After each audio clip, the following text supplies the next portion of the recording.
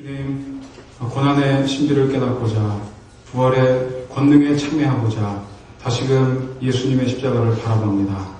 그 십자가의 깊고도 넓은 사랑 가운데 저희들 이 시간 잠기게 하여 주옵시고 모든 역경과 절망 어린 현실을 십자가의 그 역설의 비밀, 약함 중 강함되고 우리가 무기력해질 때 하나님이 도우시는 그 손길을 발견할 수 있도록 주님의 그 복음의 비밀 가운데로 들어갈 수 있도록 도와주시옵소서. 주님, 부족한 중에 섰습니다. 십자가 뒤에 감추어 주옵시고 오직 예수님의 그 음성만을 들을 수 있는 귀한 시간 될 수 있도록 성령님 주장하여 주시옵소서. 예수님의 존귀하신 이름으로 기도드리옵나이다. 질문을 한 가지 드리면서 시작하고 싶습니다. 여러분, 성경에서 고난하면 가장 먼저 떠오르는 대표적인 인물이 누구입니까? 욥이죠. 그렇게 대답하실 줄 알았습니다. 저는요, 과거에 여러분들이 잘 알고 계시는 대로 이 욥기서 1장에서 욥에게 일어났던 그 일들이요, 어떤 신앙적인 교훈을 주기 위해서 일부러 좀 꾸며낸 이야기가 아닌가 이렇게 생각했던 적이 있었습니다. 그런데 그것을요, 하나님이 신혼 때 어떤 경험을 통해서 완전히 깨트려 주셨는데 여름이었던 것으로 기억을 합니다. 잠을 자고있는데요, 야밤에 그 새벽 때 두 가지 평생 이런 일을 겪을까 말까 한 그 일을요, 두 번이나 연거푸 하루 밤새 경험을 한 적이 있어요. 갑자기 어디서 막 타는 냄새가 나요. 제가 자면은 거의 시체처럼 있는데 막 자고 있는데 막 타는 냄새가 나는 거예요. 그래서 불을 켜고 봤더니 충전기 있지 않습니까? 그 충전기가 과열이 돼가지고요, 그 대나무 돗자리가 두꺼웠기에 망정이지 그거를 한 이 정도를 태워버렸어요. 그 끓음이 온 방 안에 다 달라붙어가지고 이게 돼 있더라고요. 여러분, 이렇게 정전기 이용해서 이렇게 먼지 떨어내는 그 총체 아시죠? 제가 하나 가르쳐 드릴게요. 그 살림살이의 지혜. 그 벽에 끓음 붙은 거 있지 않습니까? 가루? 그거는 총체 있죠? 그게 직방입니다. 큰일 날 뻔했다 하고 나서 잠을 또 잤죠. 잠을 잤는데 이번에는 한기가 느껴져요. 그래서 봤더니 그 문이 활짝 열리는 거예요. 도둑이 들어온 건 도둑이. 근데 그 바보 같은 도둑이요, 하필이면 없는 집에 들어가지고 말 그대로 좀도둑인 것 같아요. 좀도둑. 책장에 속이 훤히 보이는 이 동전통이 있었는데 그것도 안 가져가고요, 그냥 뭐 저희 집사람 지갑에 별로 들어있는 것도 없는데 그거 하나 가져갔잖아요.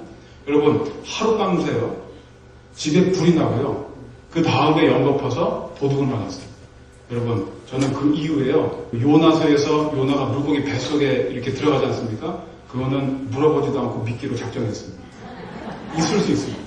하나님이 그렇게 하실 수 있습니다. 욥기에서의 이런 일은요, 우리의 삶에서도 얼마든지 일어날 수 있는 일이라는 것이죠. 욥기서의 결론은요, 단순히 엄청난 고난 앞에서 잘 인내하고 견디면 결국 하나님께로부터 큰 복을 받게 된다는 그런 이야기가 아닙니다.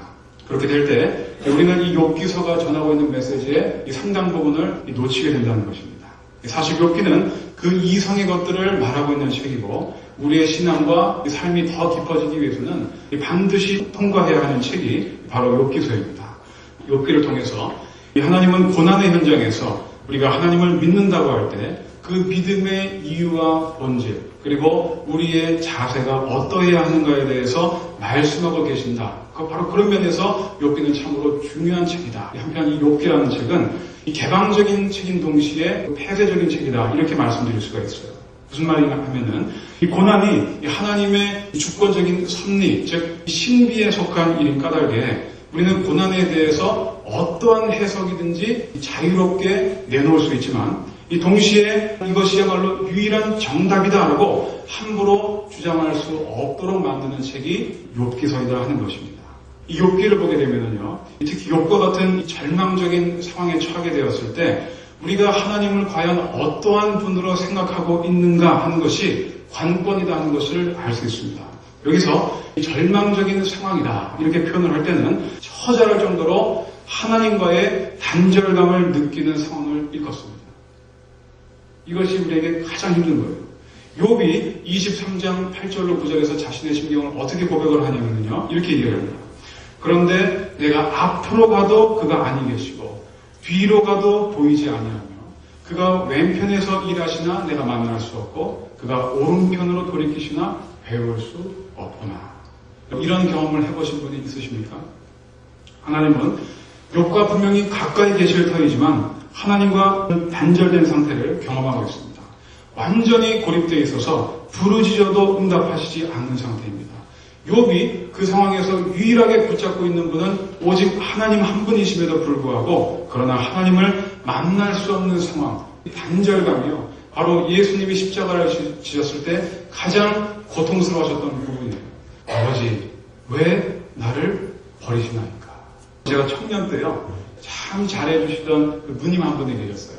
친절하시고 잘 케어해주신 그런 분이 계셨는데, 이분이 미국에 신학생으로 유학 중에 계시는 어떤 전도사님과 결혼해서 유학을 가시게 됐습니다.